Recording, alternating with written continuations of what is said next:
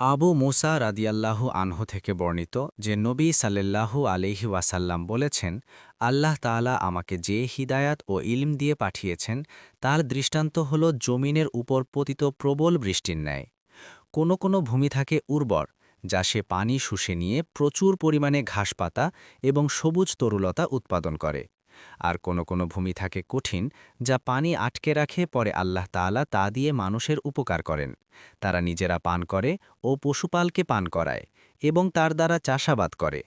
আবার কোনো জমি আছে যা একেবারে মসৃণ ও সমতল, তা না পানি আটকে রাখে, না কোনো ঘাসপাতা উৎপাদন করে।